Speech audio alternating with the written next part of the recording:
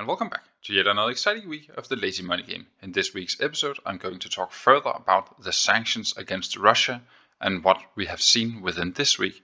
Next, I'm going to give you a short portfolio update, and finally, I'm going to answer a question which I have received from the audience as well. So let's start by looking at the currency. Sunday last week, we saw a ruble against the US dollar where you would get 83 rubles for $1. Today, 124, meaning that effectively the Russian population have lost 48% of their purchasing power if they are trying to buy foreign goods. So as I talked about last Sunday, this is really putting a stress on the Russian economy. So what have the Russian central bank tried to do in order to prevent this? Well, they increased the interest rate from 9.5% to 20% already Monday morning.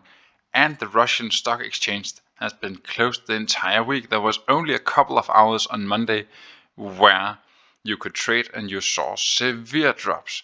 It actually came so far that foreign investors are no longer allowed to sell their assets. They can only purchase to try and keep up the prices. So some of the other countermeasures that have been imposed by the Russian central bank is that they are charging a commission of 30% if you are trying to exchange your rubles to a foreign currency. So not only do you get a bad exchange rate, on top of that, 30% of the amount that you're trying to exchange, they will simply charge as a fee. The next countermeasure, which I have been reading about, was that major commodity exports and energy companies was forced to sell 80% of their foreign currency holdings. They did this in the hope that they could stabilize the Russian ruble, but as you can see here, the Russian ruble has still continue to decrease its value. And the last measure which I have seen is that you are now only allowed to withdraw up to the value of $10,000, and if you are trying to leave the country, that is the maximum amount that you are allowed to bring out of Russia. So if you are trying to leave Russia with more than that, they will simply seize your assets. Well, how about if you stay in Russia then? Well, the next article I have been reading shows that the grocery stores will limit the amount of food that you will be allowed to purchase in order to avoid a panic. So each individual will only be allowed to buy the necessities. And they do this to try and keep the prices stable, and at the same time to try and avoid a black market forming where you will purchase a lot and then sell it at a much higher price to someone else. So to summarize, we can clearly see that these sanctions are working, and they are working immediately. Unfortunately, this does not save the Ukrainian people from being bombarded by Russia, but this is really strong measures that are being taken throughout the world against Russia to stand up towards this aggression. If we then continue to my portfolio, well, the first thing we immediately notice is that there was a red circle for this week's episode, meaning that the portfolio is down in value compared to last week. If we then go to the portfolio values tab, then you can see that the portfolio has lost a little more than $3,000 in value within this week.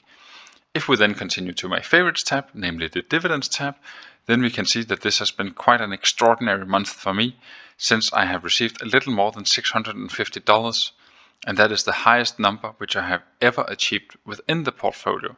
And just for curiosity, if you look at the development from February 2020 to February 21 and then February in 22, you can see how much the monthly dividend has actually increased. I'm truly amazed by this, but this is what you get if you continue to add more money into the portfolio. So the dividends which I received this week was a little more than $43 from Citigroup and a little more than $38 from Nexstar Media Group. I know that Nexstar Media Group actually had the payout date of the 28th of February, but since I'm a foreign investor, before the money actually reaches my account, it was March. So that is why I'm counting them in on March instead of February. If we then go back to the overview arc here and scroll all the way to the top, just so you have an impression of the individual stocks in the portfolio, the one thing that I want to highlight this week is Viatris, since they came out with a quarterly result which was worse than expected from the analysts, and we can clearly see that the stock is paying the price, since the stock has dropped more than 25% within this week. And besides not reaching these estimates from the analysts, they have decided to sell the biosimilars to a privately held company in India. And according to the analysts, this will remove a lot of growth potential from Viatris. And if there's one thing that investors like, then it is growth potential in the shares that they own. And as you can clearly see here, when you are removing growth potential, then they will severely punish the shares. The interesting question to ask me, of course, is, well, do you want to sell your shares since you can see that the business has now changed?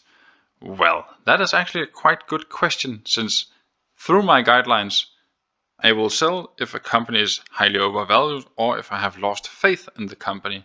But I mean, when I look to the price which Viatris was able to get for this division which they are selling, well, strategically it could actually make sense to do this. I know it will hit the future growth potential, but at the same time you have to evaluate and say, they could sell part of their business at a quite attractive price.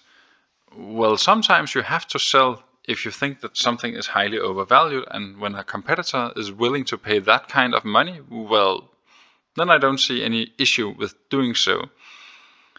And when you then have to evaluate the question whether or not I will keep holding my shares, well, my guidelines simply dictate that since I haven't lost faith in the company and I don't think that the company is highly overvalued, well, then I should simply keep my shares. So that is what I will continue to do. I will of course leave a link in the description below so you can go and read more about this deal for yourself. If we then turn to questions from the audience, then I have received a question regarding 3M. Since back on February 2020, I said that 3M was trading at an attractive price of 160, and I actually bought it at around 160 into the portfolio. And now the viewer has showed me that they are trading at around 147. So what is my view on the company today? If we start by looking at some of the positives for this company, well, currently you will get a dividend yield above 4%.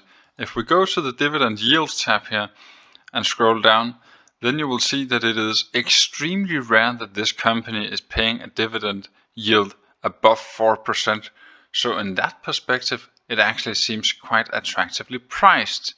So the question we need to ask ourselves now is, why has this company dropped so much in value since 2021? If you are doing some Google search for this company, well, then you will figure out that the reason why the shares has been declining so much over the last year, it's due to the fact that there is a lot of legal risk, meaning that 3M is being sued for some of their products, and there could be a lot of litigation risk here. So that is one thing that you need to be aware about if you are interested in investing into this company. And I mean, it is really a large company, and they have so many different products. So the question that you need to ask yourself is, am I comfortable holding shares in a company where I know that they potentially will have to pay out massive fines or reimbursements for some of the earlier products? And do you believe that this company will be able to grow at a faster pace than what they will have to pay in reimbursements for their former failures? So the major explanation, I would say, is definitely this legal risk, since if there's one thing investors hate, then it is uncertainty. And if you don't know how large fines that you are likely to receive or when you are going to receive them, it really makes it hard for you to come up with a fair estimate of what the value should be of the shares. So a lot of investors will then say, well, then this will simply just be a pass for me.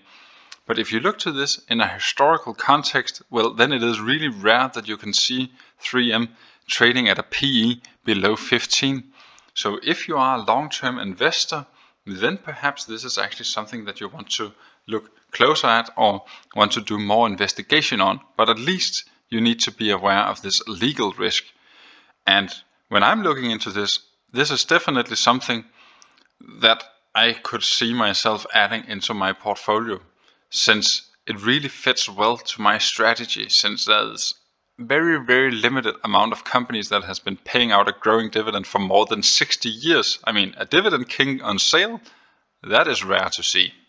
So that actually sums it up for yet another exciting week of the Lazy Money Game. So now you know more about the sanctions which are hitting Russia and what countermeasures they are currently taking in order to try and defend their currency.